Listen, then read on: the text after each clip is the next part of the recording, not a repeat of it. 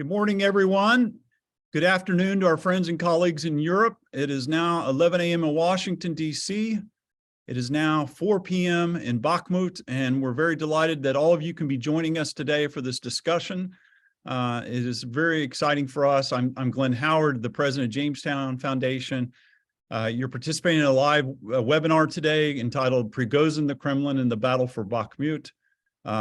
We got excellent timing for our event today because it's my understanding that President Zelensky of Ukraine just visited Bakhmut today. So we're certainly delighted he's giving a boost to our discussion on this very important topic. As many of you know, for the past 7 months, Russia has been waging the battle for Bakhmut, a city that has relatively little strategic importance, but it's been involved in the losses of thousands of Russian and Ukrainian soldiers. It's certainly in eastern Bakhmut has fallen under Kremlin control in the last week, and Ukraine is still in possession of the western part of the city. Russia and Ukraine are experiencing shortages of ammunition, and inside Russia, a new mobilization effort has undertaken as their manpower levels stand at a critical crossroads as Western armor, tanks, and munitions are flowing into Ukraine to help Ukraine with a long-anticipated spring offensive against Russian forces inside Donbass and in parts of Ukraine. The battle for Bakhmut will have a lasting impact on Russia and Russian society, and we're very delighted that we could be bringing these three speakers to you today. Rather than focus on the Ukrainian side of the war, we wanted to talk about Russian perspectives of the war. And there's no finer distinguished experts to have discussed this today than Pavel Baev, Pavel Luzin, and Sergey Sukhankin. I'll be moderating the discussion. Many of you know Pavel Baev. He writes regularly for the Eurasia Daily Monitor.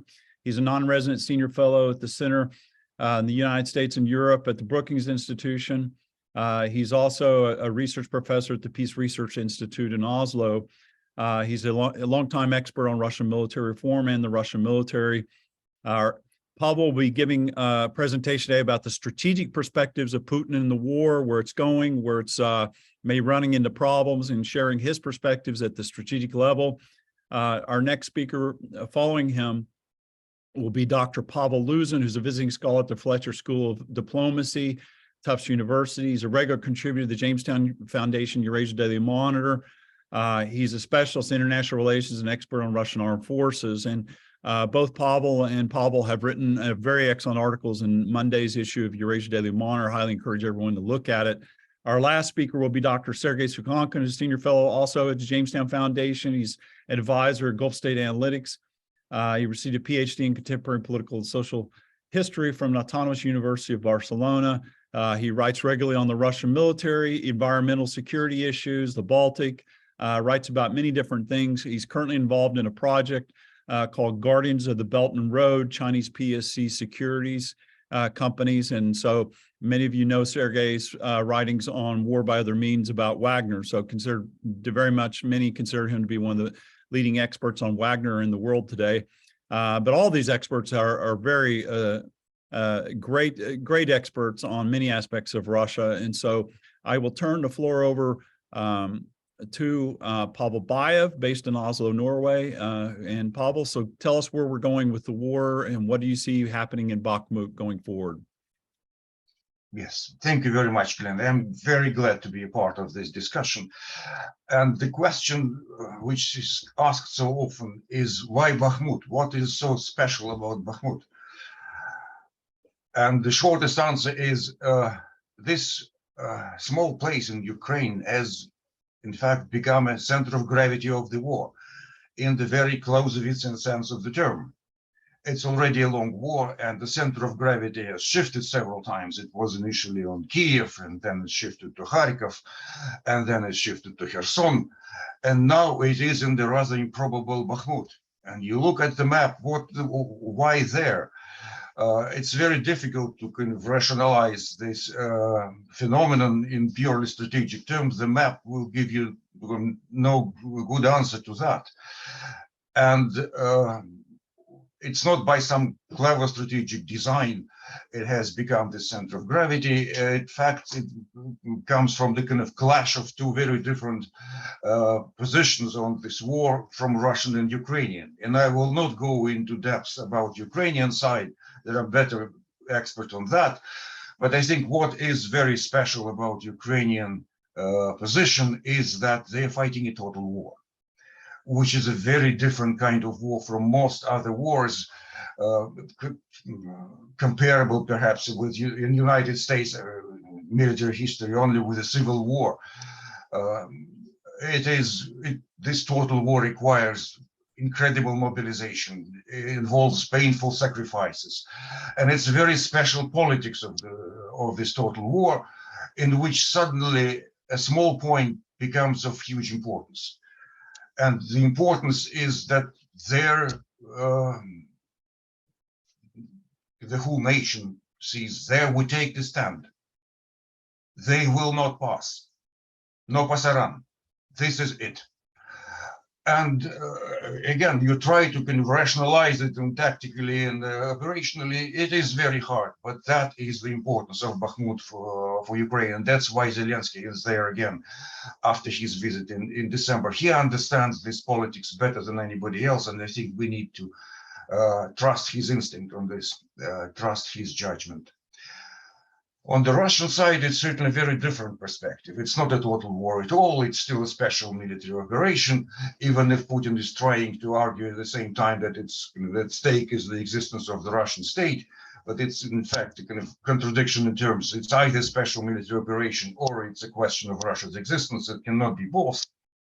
But this war is full of these paradoxes. And the importance of Bakhmut from the kind of Russian perspective is determined by two very different factors. And one, they can have two different names, so to say. One name is Putin, another name is Prigozhin.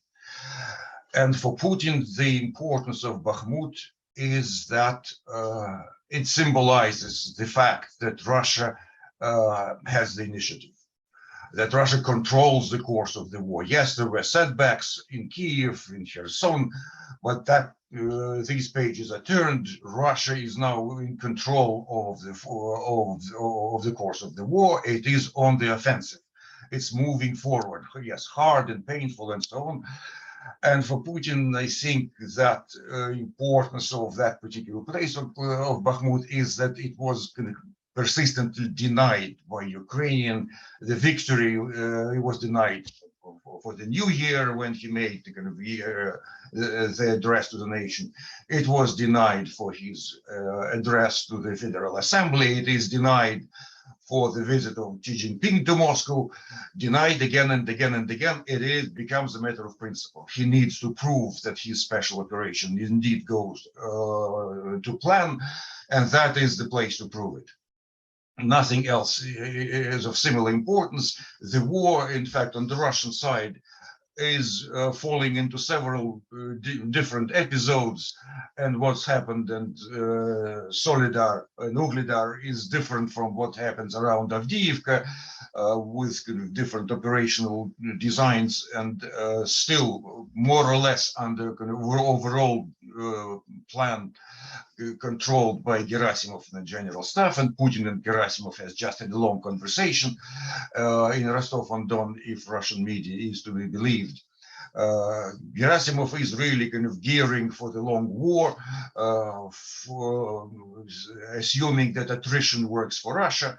It is also a political perspective, not necessarily military. It could be questioned on several levels. Gerasimov is not in charge of the economic situation, and I think Putin is not in complete control of these matters either.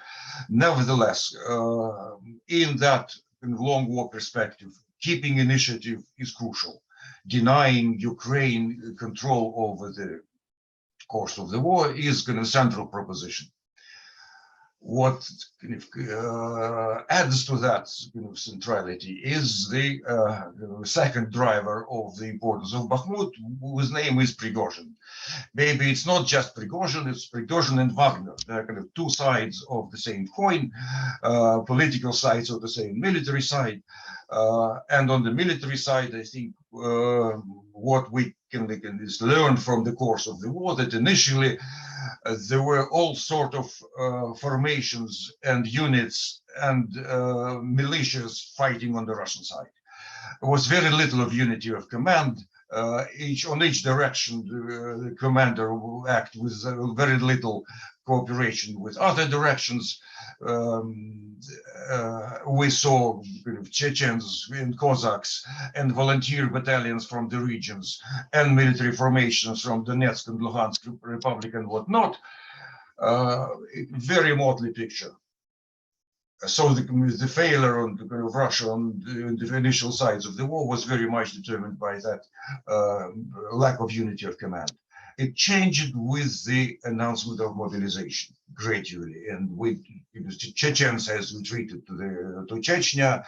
The Luhansk and Donetsk units were incorporated into the military. Volunteer battalions have more or less disappeared.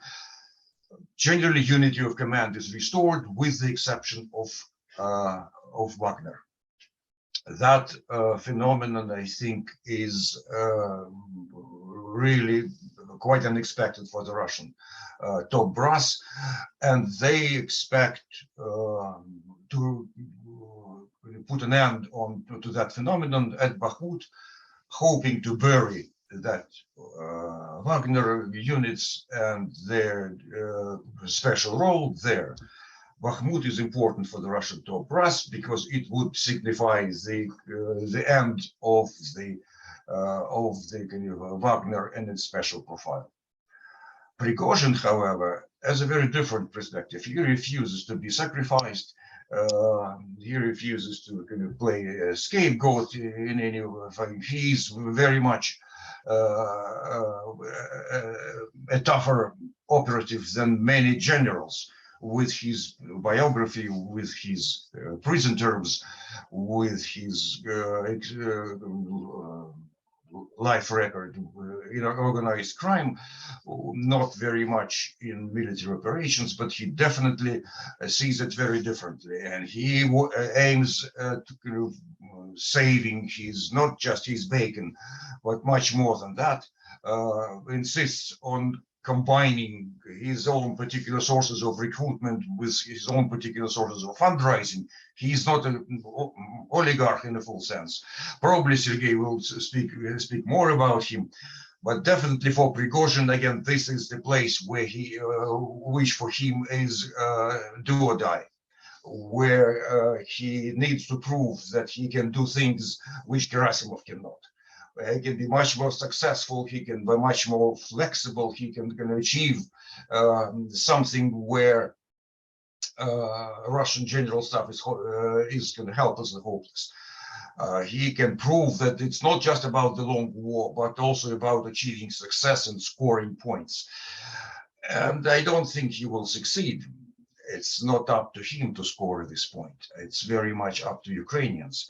But nevertheless, the centrality of Bakhmut in this war now is there.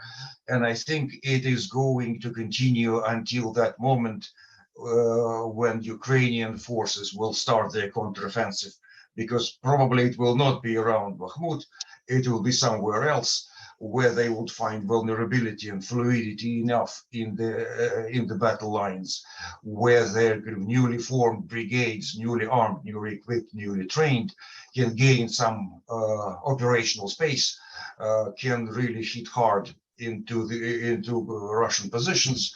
And I think for them, Bakhmut creates a very useful opportunity, because being Russian positions completely fortified and rigidified and going into defensive mode, it will be much harder. With the kind of Russian offensive push continuing, and its general staff feels obliged to keep this push going, not least because Prigozhin keeps doing it. They cannot afford him all the laurels, all the ability to keep on offensive. So I think all in all, for Ukrainians, it is very beneficial that Russians continue this attempt at offensive operation, despite all the casualties, despite all the waste. And I hope that Bakhmut will be the key to Ukrainian success in late spring, early summer. And I'll stop here. That's my 10 minutes.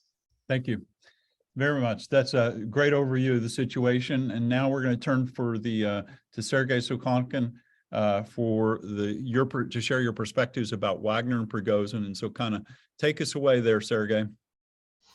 Okay, thank you very much, Glenn. It's my great pleasure to be able to speak and share my ideas on this event. So I divided my presentation, not my presentation, but rather my talk, onto two parts. So initially, I will talk about the military component related to Wagner's involvement in the war in Ukraine, and more specifically, of course, in its actions on the Donbass around Bakhmut. And in the second part, I will talk about political component and the role that Prigozhin is playing or is expected to play in the future. So as for the military component, first, one important thing that I noticed in operations, in activities of the Wagner Group in Ukraine is this dramatic evolution of its role, its sorry, its tasks starting from the beginning of the war. So initially, as we noticed, as we saw, the Wagner Group, it was present in Ukraine from the very beginning of the war. But initially, they were primarily performing tasks associated with reconnaissance and some subversive activities. But later on, the Battle of Donbass became, in a way, at least initially, became an hour of triumph for the Wagner Group. In fact, in such battles as Battle of Severodonetsk, the Battle of Lysychansk, Solidar, Popasna, Wagner Group played a very important, I would say, the key role in operational successes of the Russian side. I will talk about Bakhmut a little bit earlier, but now I'll just provide you with some very brief takeaways from this point. So I was a bit surprised, even though I wrote about this in 2018, 2019, that the Wagner Group is being used in Ukraine in many ways instead of Russian armed forces, because prior in Syria, in Donbass, in Libya, probably Wagner Group was used also in many ways. It performed those functions that are typically assigned to armed forces, but that was done on a much more limited scale. Now in Donbass, the Wagner Group is playing the role on many occasions, at least it has played the role of vanguard of advancing Russian forces. Also, another kind of surprise, at least to me, is that today Wagner Group looks like one of the most, if not the most, combat-ready portion of the Russian armed forces. And also, it is quite interesting that Prigozhin is always arguing that the core of Wagner Group are prisoners or convicts. In fact, in my opinion, although we don't have solid data for that, I'm kind of making my guess based on different sources. In fact, I don't think that the core is actually the Wagner Group, not the Wagner Group, sorry, the prisoners or convicts. I think these are also members, retired members of Russia Special Forces, or maybe those prisoners who did have a vast experience of fighting or military service. Now, getting back to Bakhmut and the role of Wagner, I think that, and I will kind of side with what Pavel said.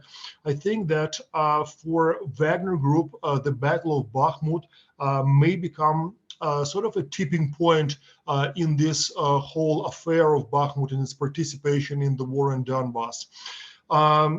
Prigozhin now is very well aware of the fact that or how rather important his PMC is for the Russian armed forces and for Russian offensive in the Donbass.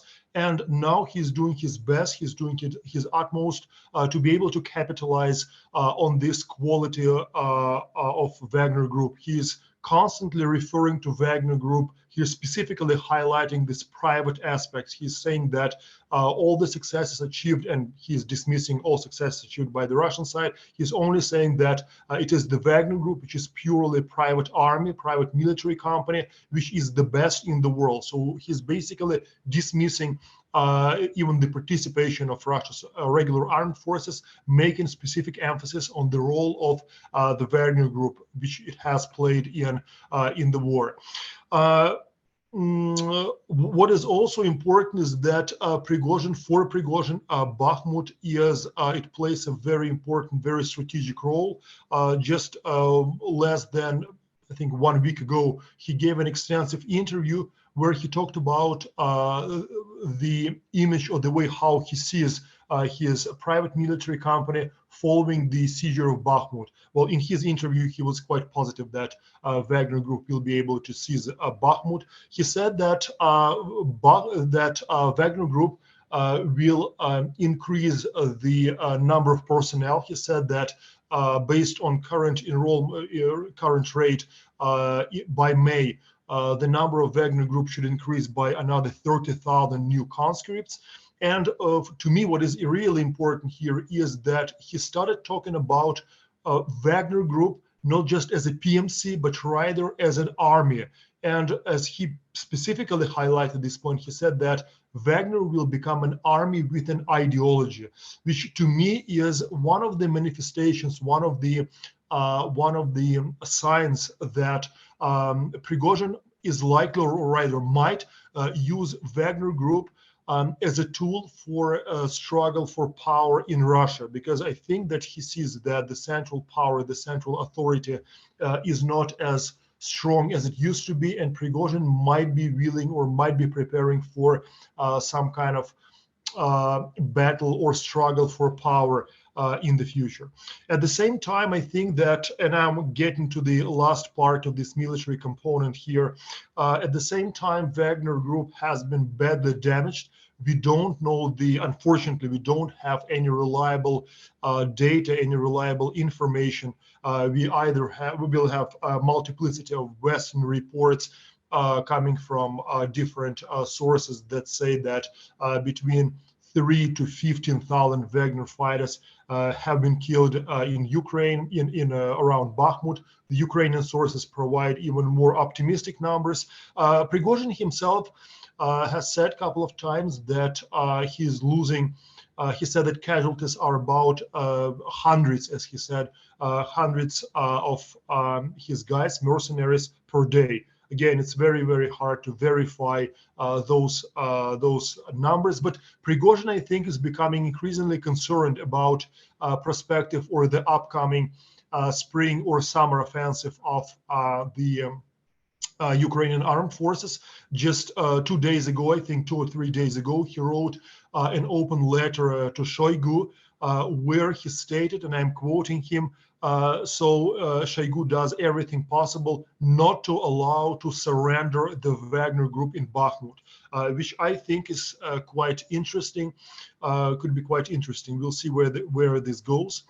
And now in the second part. Why do you say it's interesting? Excuse me for interrupting. Why do you say that letter is interesting beyond the obvious? Yeah, that letter is interesting because I'm not really sure what Prigozhin wants to achieve through this letter. Whether if things go badly for him, he might be willing to argue that it happened, everything stemmed as a result of inaction on behalf of the Russian Ministry of Defense, Shoigu personally, Gerasimov, or the General Staff. At the same time, again, if this is something genuine, which I don't expect, honestly, from Prigozhin, given his background and his personality, maybe his offensive potential is indeed damaged, and he's really concerned about Wagner Group being destroyed or surrounded around Bakhmut, if in case, and I know that the Ukrainian General Staff is thinking about as one of the options, they're actually considering to conduct a counteroffensive or to start counteroffensive around Bakhmut, which would make sense from military point of view, by the way. So this may be another reason. So hope this answers your question, then. Thank you. Yeah, and sorry. Yes. No, keep going. Keep going. Yes. Sorry. Yes. And in the second part, here I'm talking about even perhaps more speculative aspect, which is a political component associated, related to Wagner Group and Prigozhin personally. So now in Western media and in Russian and some Russian sources, we see increasing amount of information about Prigozhin's conflict with Shoigu / Gerasimov, with Ministry of Defense, with the General Staff, But in fact, this is nothing new. I was monitoring developments in Libya and Syria. And in fact, in 2019, there was already a conflict between the Russian armed forces or representatives of the Ministry of Defense and Prigozhin. And seemingly the conflict was extinct. So it was kind of hushed down during the visit of Khalifa Haftar to the Russian Federation, which I believe it was in 2019. So during the Wagner's involvement in the Libyan civil war. So at that time, and also there were reports that during the decimation of the Wagner group in Syria in early 2018 near Deir el-Zor, where reportedly up to 200 Russian mercenaries were killed. In fact, that happened as a result of conflict between Russia's Ministry of Defense and Prigozhin. Again, we don't have any corroborations on this, but there are multiple reports on the issue. So if there is indeed a conflict between Shoigu / Gerasimov and Prigozhin, then this is by no means a new development. So we've seen this before. The current conflict is reportedly developing around the ammunition hunger that the Wagner group is reportedly experiencing in Bakhmut. But other sources, Russian sources, are saying, of course, anonymous soldiers are actually complaining that the Wagner group is receiving everything they ask for, everything they need around Bakhmut, and it is the Russian regular armed forces that are experiencing this ammunition hunger. So how genuine this issue is, I mean, it's a huge debate. I think, in fact, and I'm arguing this point in my next article for EDM, is that, in my opinion, Prigozhin is using this conflict to build, or rather to pursue, maybe his political agendas. He is actually, it's quite interesting, he's building connections with Manturov, he's building connections with Volodin, he's building connections with regional governors of those regions, of those Russian regions that are bordering the territory of Ukraine, which is also quite an interesting development. What it reminds me of is our media wars in the 1990s, where the Russian oligarchs were trying to challenge each other and Kremlin in a way. So this is what Prigozhin is doing. It looks like this. And what is also interesting in his last interview was that he drew this dividing line between ministers and Russia's power vertical and his PMC, well, definitely himself. He was always referring, he actually said that ministers in Russia come and go and the Russian people stay. And then he said that he went on saying that the Wagner group is in fact the Russian people, which is quite interesting, I would say, also a very interesting development. So I think that Prigozhin definitely does have political ambitions. He's a very, very experienced individual. He started his way to prominence in the 80s. He survived 1990s. He rose to prominence, financial prominence at least, in the 2000s. And now I think he's sensing that the central authorities, Putin and those who are close to him, are losing perhaps popularity among the Russian society, within the Russian society, and this may be his cue, actually. Well, this is it from my side. Thank you. Thank you very much. That's a great overview, Sergey, from all these different perspectives. So, Pavel, I'm going to turn the floor over to you. You're the Russian manpower expert. You've written about it on Monday for EDM. You've been talking a lot about the shortages of Russian manpower and how they're trying to make up for this war. And I think that's the big strategic question, is where Russia will go with its manpower questions in fighting this war. So, Pavel, the floor is yours. Thank you, Glenn, and good morning, everyone, or good afternoon, depends on where you are. So, beyond the Bakhmut battle, and beyond all these mercenaries, Wagner's with all its prisoners and so on, the Russian military leadership is trying to solve the biggest question of how to restore its manpower. and maybe Wagner Group is just helping the Ministry of Defense to win some time to solve the issue of manpower, because the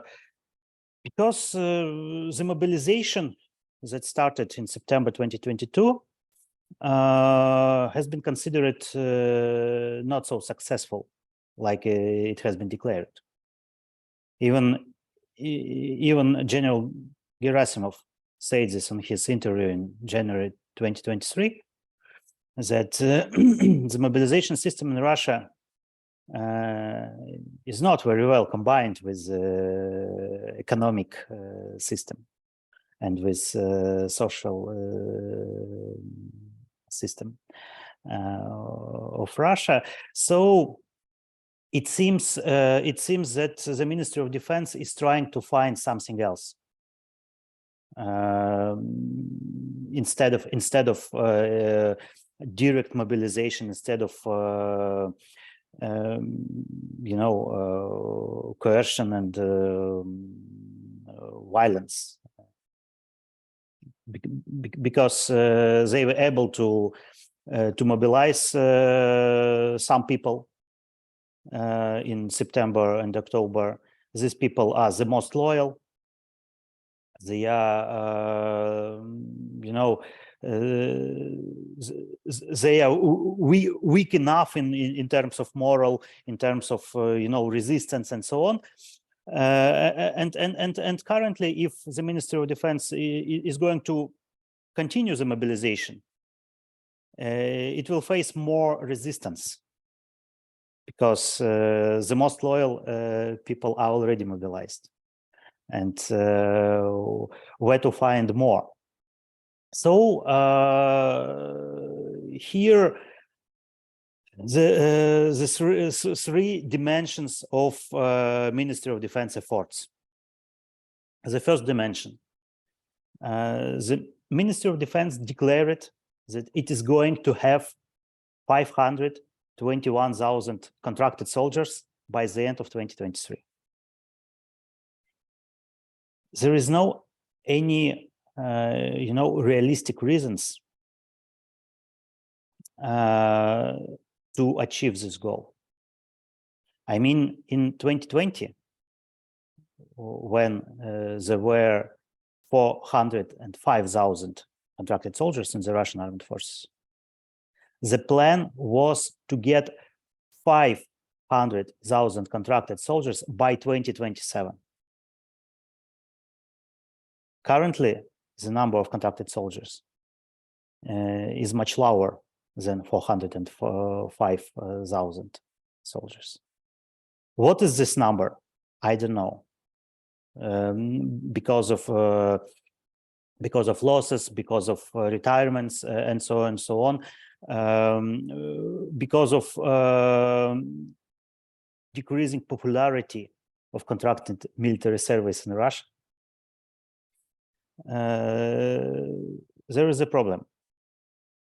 But at the same time, the Ministry of Defense is not going to give up this purpose to get 521,000 contracted soldiers by the end of 2023. The second dimension is increasing the age of conscription. Currently, the young Russian men, the age of 18 to 26, are conscripted. Every year, it was around 260,000 conscripted soldiers. But the last year, the number was lower, because the spring conscription was about 89 soldiers instead of planned 134,000 soldiers, because people were not going to go to the army. And on the fall of 2022, the plan was 120,000 soldiers. And officially, this plan has been achieved, but has been completed. When I search through the regional data in December 2022, many regions were not able to execute the plan. So I'm not sure whether or not this plan has been completed. So the number of conscripted soldiers in Russia currently is lower than the normal 260,000 soldiers. And currently, the Russian leadership is going to increase the age of conscription and to make this from 19 years old to 29 years old in 2024, from 20 years old to 29 years old in 2025, and from 29 years old or 21 years old to 29 years old in 2026, sorry. It is clear that this year from 18 to 26, next year from 19 to 29, and 2025, 2026, it is the same generation. It is the same age group, the same people. They will be conscripted during 4 years. It's a nonsense. It seems that the Ministry of Defense is going to motivate people of this age group to start conscripted military service this year, this spring. Because if you are 18 years old and you're a student, probably student of college or university, and you know that you do have a draft deferment because of your education. And you will be graduated in 2021, 2022.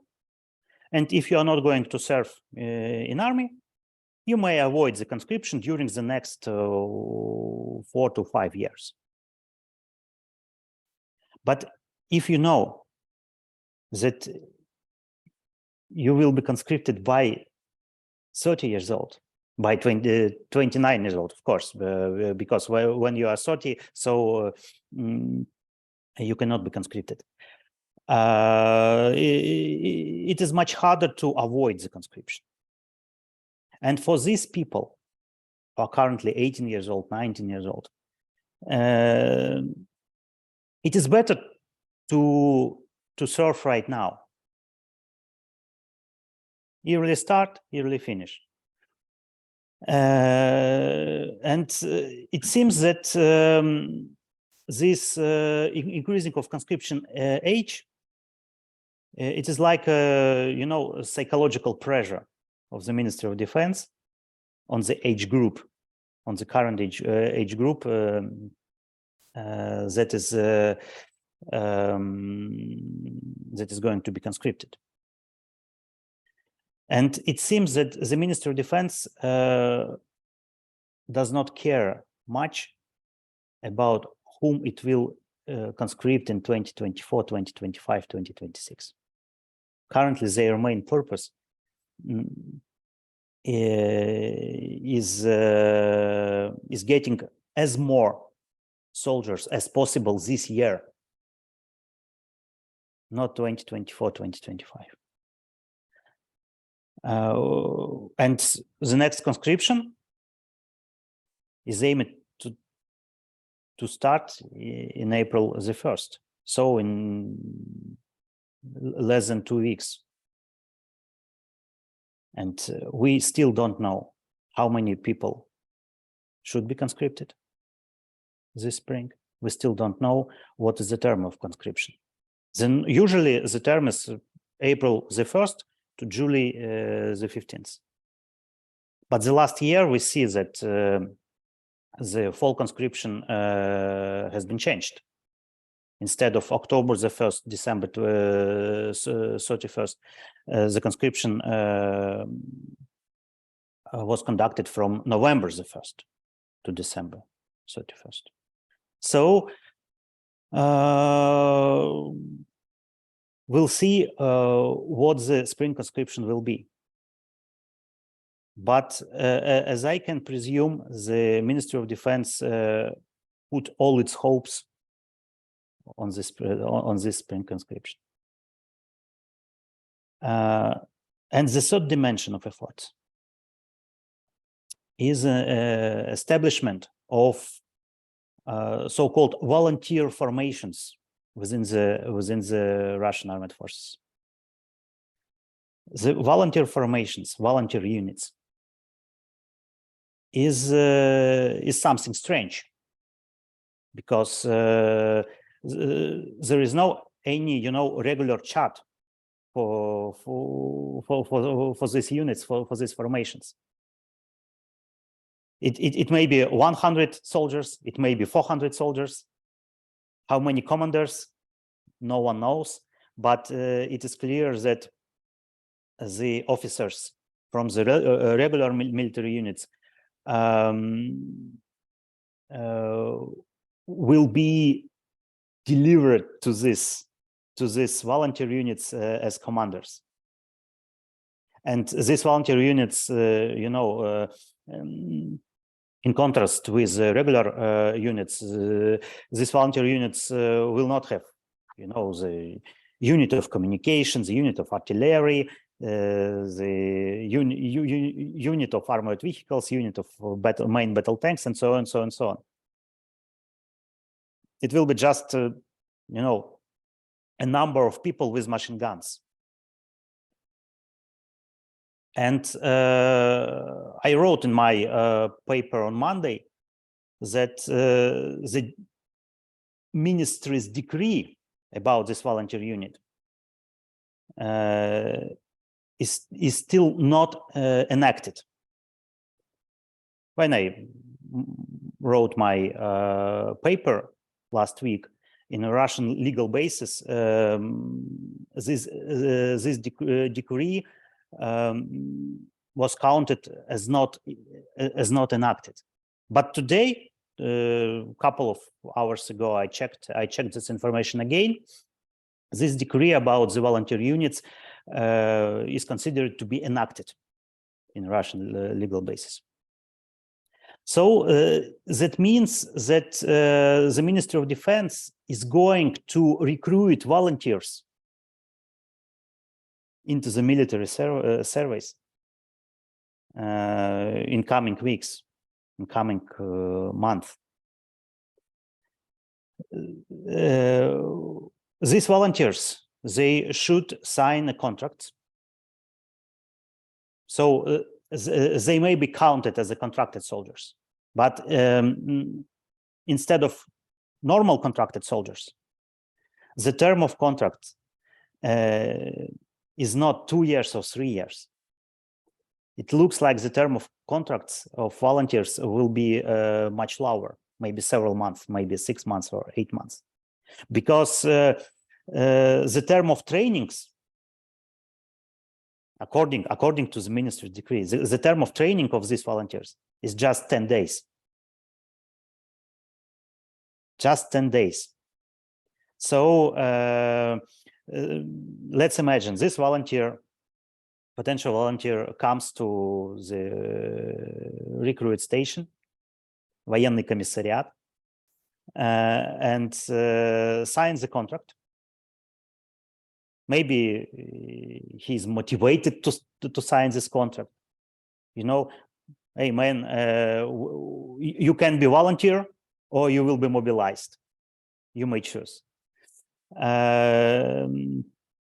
He signs this contract. He gets 10 days training, and he is being sent to the battlefield. And according to the leaks among the different Russian regional authorities, The plan for such volunteers is up to 400,000 soldiers. I'm not sure that it is a real plan. Maybe it is just a bureaucratic bargaining. The Ministry of Defense or the Kremlin calls to the regional authorities and requires 400,000 soldiers, but in reality, it believes that the regions will give as much as possible, but less than 400,000 soldiers. It's bureaucratic bargaining. It's a typical practice within the Russian system. Can I ask you, bargaining tool for what? Bargaining tool for the MOD with whom? With regional authorities. With regional authorities, you ask more, but presuming that you will get less. Because if you ask for 400,000 soldiers, so maybe you will have 200 or 300. But if you will ask 200 or 300, you will get 100 or 150,000. So let me ask you, is this a part of the internal bargaining process? I mean, why does MOD want to go to the regions knowing that the regions won't give more recruits, that the recruiting levels already fell short? Is it basically they want to go back to Putin and say, oh, we tried to get more recruits, more conscripts, but it's the darn regions, they're the ones falling short? Is that the goal? The Ministry of Defense currently does not have enough organizational sources to recruit as many soldiers as it needs. That's why the Ministry of Defense needs to rely on the governors, on mayors, and even on the regional businesses, because last several months, when the mobilization has been started,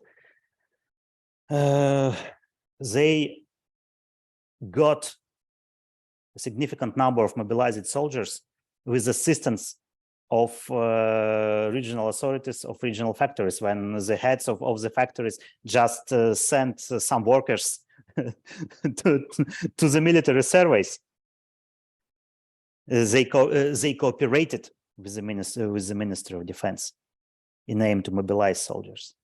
And currently, it seems the Ministry of Defense wants regional authorities, regional businesses affiliated with authorities to help the Ministry of Defense to recruit more volunteers instead of more mobilized soldiers. But I'm not sure whether or not all these three dimensions of efforts will be realized somehow. But there is an elephant in the room, and this elephant is conscripted soldiers themselves. Yes, Putin declared that we will never send conscripted soldiers in the battlefield.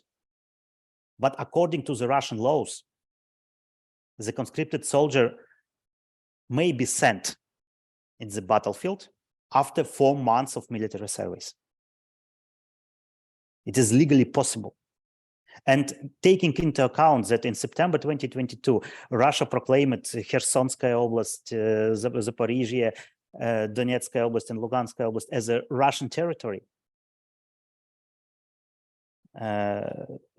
these conscripted soldiers, in case of, some military crisis in the battlefield, in case of successful counteroffense of the Ukrainian armed forces, these conscripted soldiers can be sent in the battlefield in aim to defend the Russian territorial integrity. And there will not be any problem with this. There will be a political problem, of course. Currently, the most of soldiers, they get money, and it's a kind of, it's kind of bargain between between the soldiers and the authorities and the soldiers' families. Guys, we pay you, so let's die for us. Even the mobilized soldiers, they signed contracts, many of them. But if you send conscripted soldiers, the conscripted soldiers, they are not paid in Russia. So in this case, the Kremlin will need to, to make a new bargain, or just to use violence to send the conscripted soldiers to the battlefield. But it is possible. And maybe at the end, the Ministry of Defense will give up all these ideas about 521,000 contracted soldiers by the end of this year. We'll give up all these ideas about 400,000 volunteers and so on, and so on, and so on, just because it still has a significant amount of conscripted soldiers. And this is the possibility of how the Kremlin can restore, partially restore its manpower on the battlefield. Okay. I'm stop here. Okay, great. Thank you. Pavel, Baev, I want to go back to you. And you've heard everybody in their statements today. What do you think about all this? When you hear all these discussions about Wagner becoming a private army within Russia, and then the conscription problem, and what Pavel Luzin is talking about, manpower shortage. I mean, what do you, I mean, you're a longtime observer of the Russian army. I mean, what do you think of all this? It is a very odd picture, and definitely it is a chain of improvisations in which the top brass is trying to resolve the manpower problem, which they never encountered before. And at the same time, improvisations are also happening outside of their control, because I think Prigozhin's idea about recruiting from the prison population was a great success. It's a big prison population, and he succeeded in persuading them to enlist into his troops. So every pool of potential manpower is now explored and examined, and they're trying to tap into various opportunities, given the demographic situation, which keeps worsening, and given also the fact that a lot of people try to escape. Probably twice as many people left Russia as were mobilized. In a sense, it's also a paradoxical situation, because the whole Russian strategic culture, the whole Russian military machine is oriented on warfare with large numbers. That's a tradition, that's the assumption which was never questioned. And even when the whole mobilization infrastructure was dismantled during Serdyukov's reforms, this idea that we can have as many soldiers as needed was very much there. And suddenly it's a shortage. And in some sense,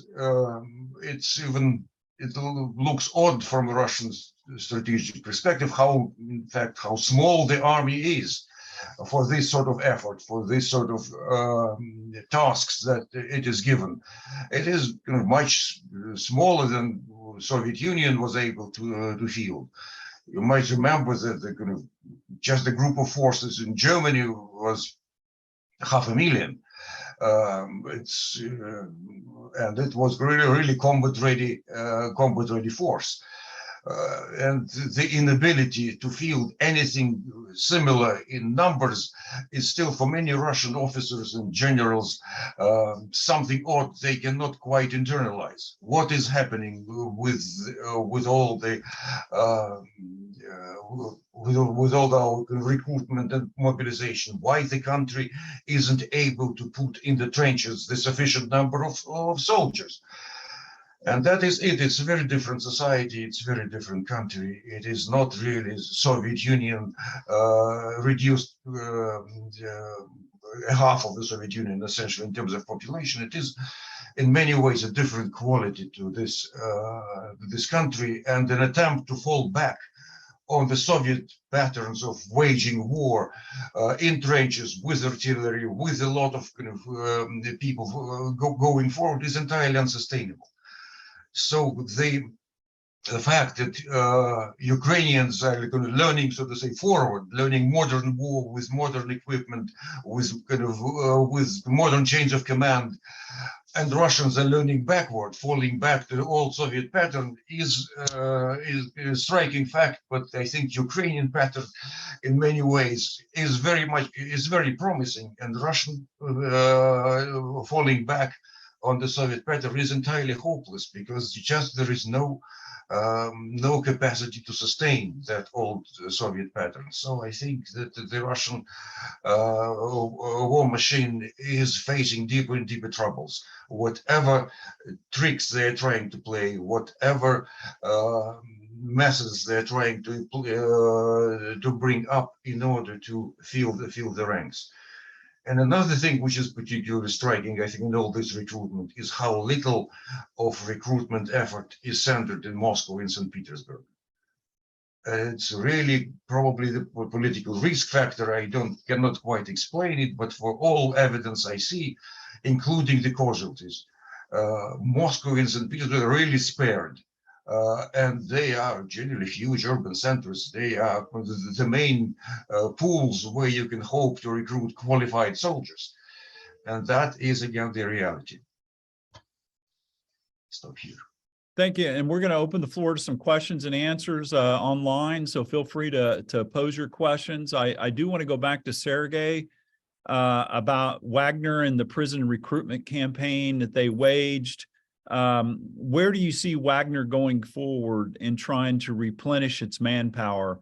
Is it eliminated now? Is the prison option no longer possible for Prigozhin? What will he try to do to get Wagner back in a fighting capability?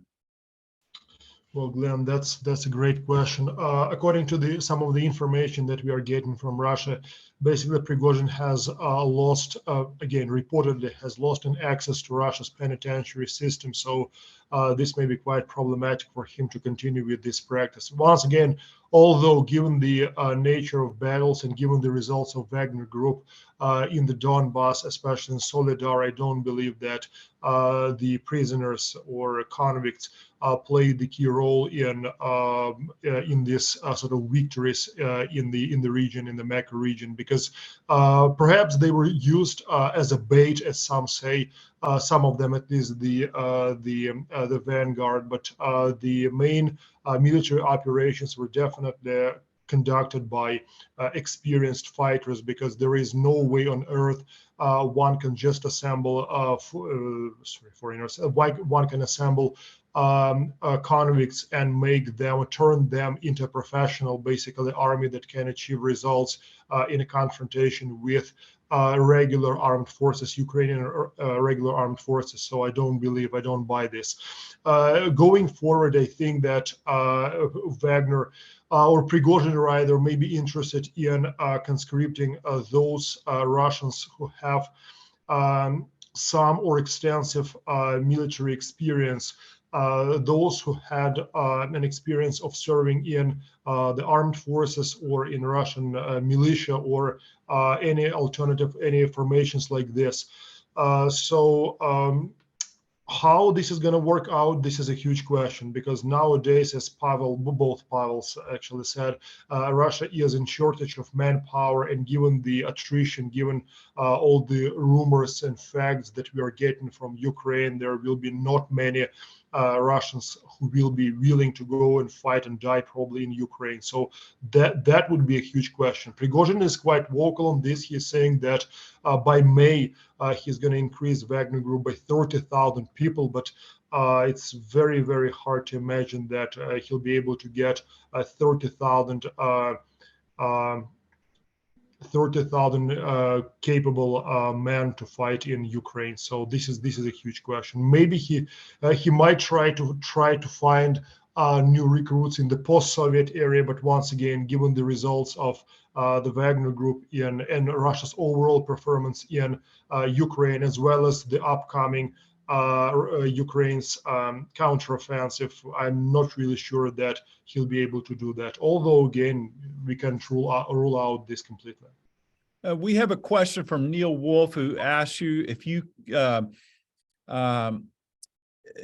or any of the other panelists can talk about the Institute for the Study of War's recent assessment that Wagner has reached its culminating point and its combat power is now on the decline. Sergey, go ahead and answer that, and then anybody else wants to join in.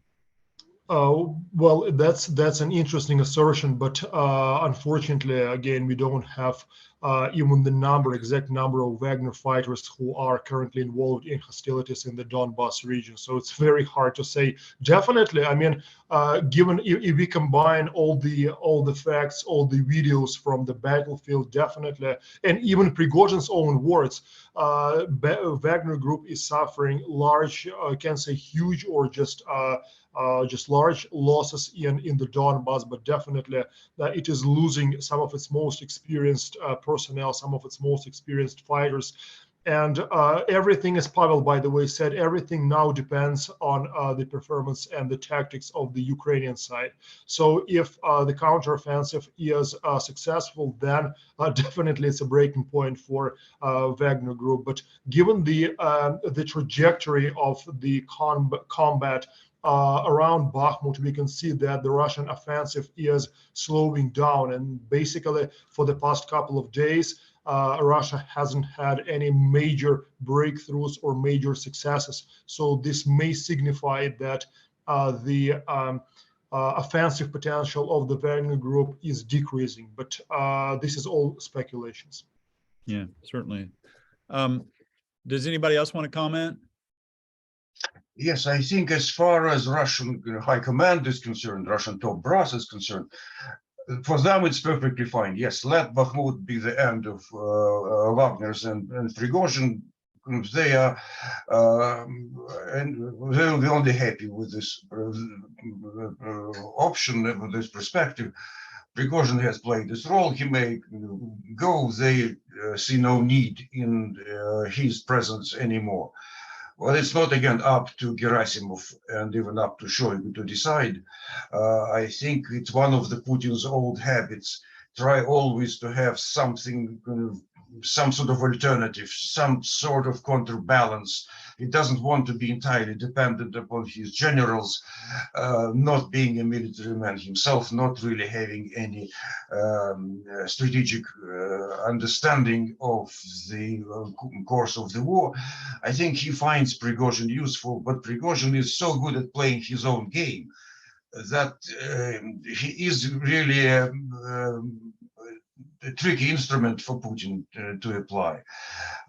And I think what strength of Prigozhin has is in combination with kind of the operations on the battlefield and operation in the information space. He has very direct access to various media and is able to play them much more skillfully than the top brass is able to do that. And in the recruitment, he's also very able to make that policy, so to say, personal, appealing to the potential recruits in the sense, yes, there is this Wagner Group and we care about you. You are important for us. If you're killed, we will make sure you're properly buried. If you're wounded, you will receive compensation. It's not just some huge bureaucratic military machine that recruits you. You are a part of very particular force. And for some people, it works. This personal touch, so to say, this very special appeal. But I think at the end of the day, in the big picture of the war, this is just an episode, and I think the military high command will succeed in getting rid of that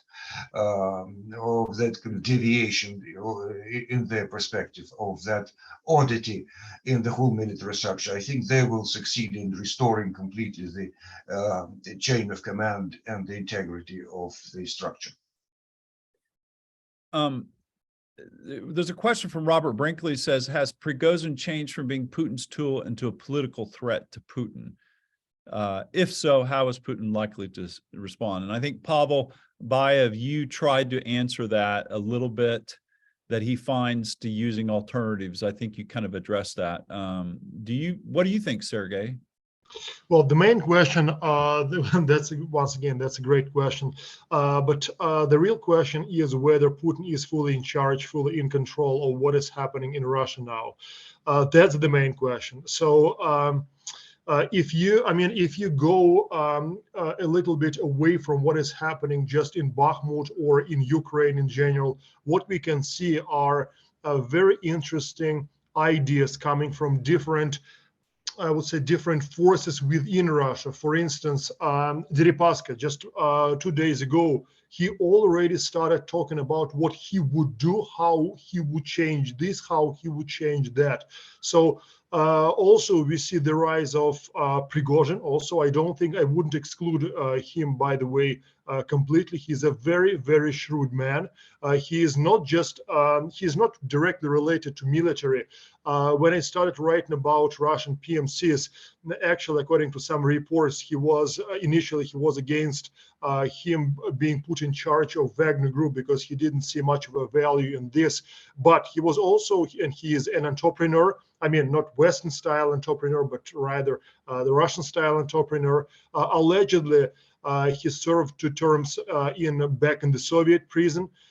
So he knows Russia inside out. He knows how things work in Russia very well. He knows what Pavel said about background or backgrounds of all major figures in the Russian political Olympus, in the Russian vertical of power. So I think that the fact that he is demonstrating his political ambitions, I think he knows what he is doing. I mean, I may be wrong, but I think he does have a pretty good idea of what is happening in the Kremlin, what is happening in Russia in general. So this may be one of the manifestation of his further actions. Also, once again, we have Deripaska, we have other influential figures who are also probably thinking about maybe overtaking or rather playing a greater role in Russia's future, Russia in the future. So the real question to me is whether it is Putin who sees something or who doesn't see something. Now Putin is behaving like he is just, I wouldn't say a puppet or a Muppet show, but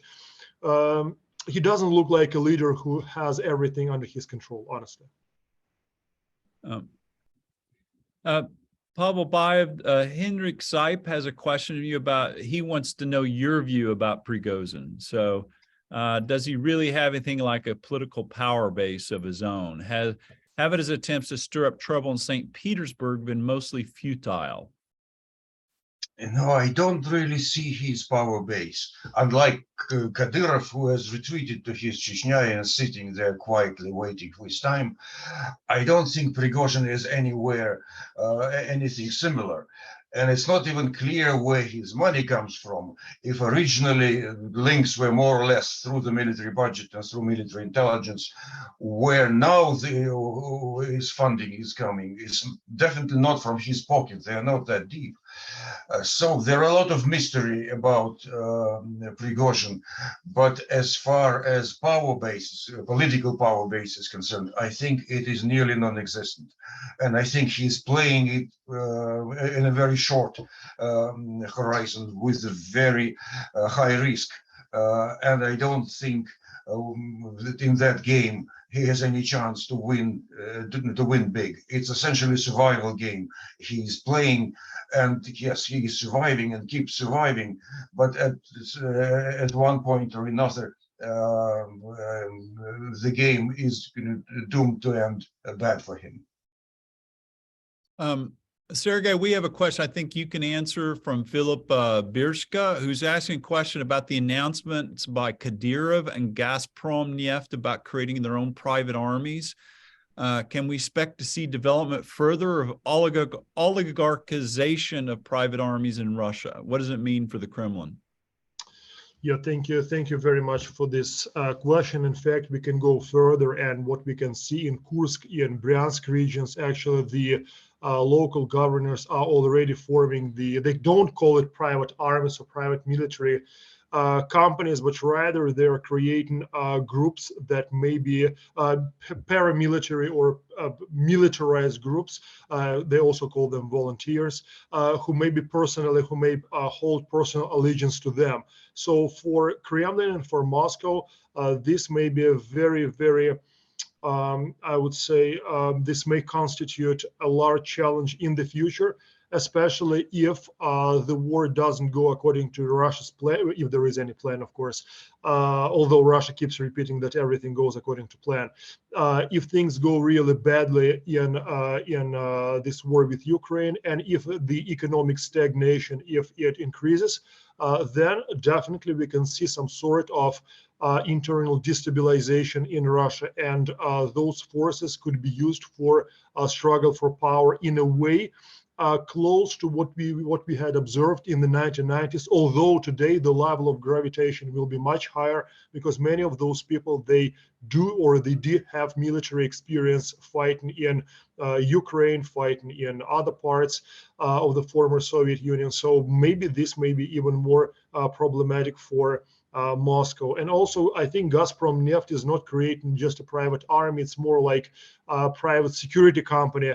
It's less of a private military company, and we don't know exactly I wrote an article, I actually wrote 2 pieces on this. We don't know neither the composition of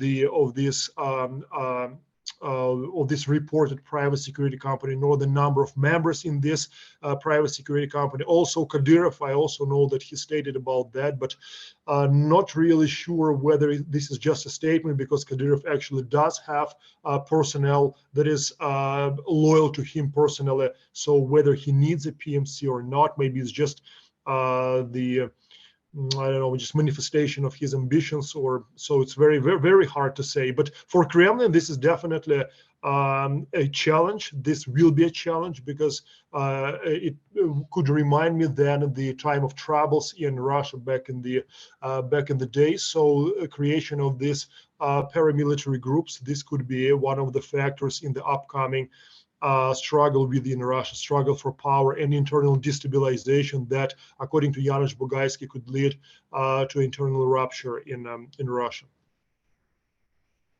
I hope this answers the question. Sorry, it's very, very speculative. I think it did. Pavel Luzin, did you want to comment? I didn't want to ignore you here. Oh, well, as I can say, according to my research, all the military activity, I mean, armored security activity, technically speaking, armored security activity in Russia is controlled by Rosguardia, by FSB, and so on. And Sergey is completely right. Currently, when the institutional system of Russia works, all this activity is not a problem. But when the institutions will defunct, or if the institutions will defunct one day, if the Russian political system will go into chaos, this activity will be a great problem, will be a great challenge for Russia and for Russian society, especially on the regional level, because Moscow can keep order. I mean, the Kremlin, the areas around Kremlin, the capital, even St. Petersburg may be safe, but towards the other regions, especially in Ural, in Siberia, in the Russian south, in Caucasus, in the Far East, that will be a problem. That will be a problem. And one more point towards Wagner and Prigozhin. I try not to overestimate the independence or the level of autonomy of Prigozhin. Of course, every puppet always tries to increase its level of autonomy. But Prigozhin is a manager of these mercenaries. I mean, financial manager, because he is not military planner. Who plans the operations of Wagner? I don't know. Who gives money to Prigozhin? Because there is no any business in the world, I mean, in Russia or all the diamonds and gold of Central African Republic does not give the level of profit, of net profit, that makes the thousands of mercenaries possible. I presume, it's only a presumption, it's not even the hypothesis, it's just a presumption, speculation, brainstorming. I presume that Prigozhin is financed through the article of the Russian federal budget that is called National Security and Law Enforcement. Because this article increased last year significantly, and this article increased significantly this year, together with the national defense budget. And I presume that tens of billions of rubles goes from this article, from the National Security and Law Enforcement to Prigozhin, to his mercenaries. Through which institution? I don't know. Maybe FSO, maybe main Directorate for Special Presidential Programs, GUSP. It's small enough, but really secret security service in Russia. I presume it is not FSB. Maybe I am wrong. I presume it is not military intelligence. Maybe I am wrong. But either FSO or GUSP, they are responsible. They are responsible for Prigozhin, in my opinion. We have a question for you, Pavel Luzin, from Travis Clark, who's asking a question about, has the Russian Defense Ministry explained the disparity between the aggregate data on conscription and the regional data? And try to answer that question. And then we're going to go back to, I'm going to ask you about, and everybody else, a question about shortages of manpower in Russian defense industry. We've talked about conscription, army levels.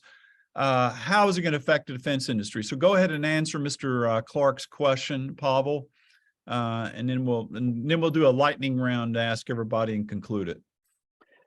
So towards these contradictions and disparity, no, the Ministry of Defense did not clarify this. Towards the spring conscription 2022, it was an official statement of Sergey Shoigu. It was 11 of July 2022, 4 days before the official end of conscription, that he said, so we sent 89,000 soldiers to the troops, conscripted soldiers. 4 days before the end of conscription, so there is no any other, transportation of conscripted soldiers to the armed forces. So they planned to conscript, to draft 134,000 soldiers. They sent to the troops 89,000 soldiers. So there was an official information. Towards the fall conscription, no, the Ministry of Defense said nothing about the results of conscription. And towards regions, there was interesting situation when, for instance, in December, 3 weeks before the end of conscription, the Orenburg military commissar of Orenburgskaya Oblast, he said, we conscripted 80% of the plan. So 80% before 3 weeks before the end, it's okay. But at the same time, the military commissar of Perm region, Permsky Krai, he said, we conscripted 15% of the soldiers. And 3 weeks before the end, it's not enough. You cannot conscript 85% of the plan just in 3 weeks. What's the difference? The most of the conscripted soldiers from Orenburg, they serve in the strategic missile forces. That's a tradition. The most of the conscripted soldiers from Perm, they serve in the ground forces, in the ground forces, and some of them in airborne troops. So you know, if guys in different regions, they know very well their prospect of military service, they try to calculate what's the risk. If you know that you will send to strategic missile forces, so you know you don't have any risk. You will not be sent in Ukraine. But if you are from Perm, you know that 90% probability you will be sent in ground troops, and who can guarantee you that you will not be sent in Ukraine? So that's why there are such imbalances within the whole conscription of 2022. And how the Ministry of Defense is going to manage this, I don't know. They put its bet on propaganda. They argue recruits that, guys, you will never be sent in Ukraine. You are conscripted soldiers. We promise you. We will send you in Vladivostok, in Khabarovsk, in Siberia, not in Ukraine. We promise you again, don't worry. That's a propaganda effort.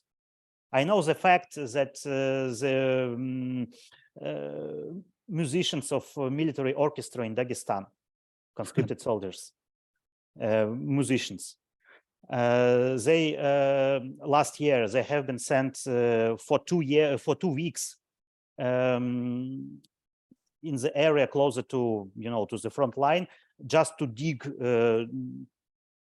some some fortifications, and they didn't participate in combat activity. They just they were diggers, builders, but for 2 weeks they were sent. These military musicians were sent in Donbass. After that, they were back and they continue their musical activity in the armed forces. So everything is possible, and Ministry of Defense did not clarify. Can we get to the question about the manpower in the defense industry, because we're running short on time? I want to try to wrap this up and let other people speak. Yuri Borisov, that time vice Prime Minister of Russia responsible for defense industry, said in June 2022 that there is a deficit, there is a lack of 400,000 engineers and workers in the Russian military industrial complex. What did he mean? I mean, whether or not this lack, they need more, 400,000 more workers and engineers, or they have this lack for several years. I don't know. He did not clarify this. But currently, it was a week ago, last week, the Russian government started the program with the amount of 700 million rubles, not so much, it's about $10 million, for training of 12,000 workers for military industrial complex. The term of the program is not clear, but I presume they are going to train new workers during this year. From which industries, from which areas they will take these workers, they are going to take these workers. I don't know. Maybe they want to recruit some, people from less paid areas to promise them huge salaries in military industry. But 12,000 workers, it's almost nothing, because last year when the Russian government announced its plans for increasing civil aircraft manufacturing in Russia because of ban for Boeings and Airbus aircrafts, the aircraft industry, just 3 factories. I mean, Ulyanovsk, Voronezh, and Kazan. They said, for increasing manufacturing of civil aircrafts, we need 8,000 more workers and engineers just to increase manufacturing of 214 aircrafts and to start the manufacturing of MS-21, but MS-21 is in Irkutsk. Yes, 8,000 workers just for civil aircraft manufacturing. So 12,000 workers for the whole military industrial complex is just nothing, in my opinion. Yeah, other panelists, Pavel and Sergey, do you want to comment? If I can have a word, I think what might help in finding more workers, engineers for the defense industrial complex is a lot of hidden unemployment in industries which are hit by sanctions, particularly automobile industry. In principle, there is a workforce available for them, but the mobility of this workforce is very low. And military industrial plants are typically in very special locations. Bringing their new labor forces is quite difficult. What might again stimulate people to go there is that if you're working in the defense industrial plants, you are safe from mobilization.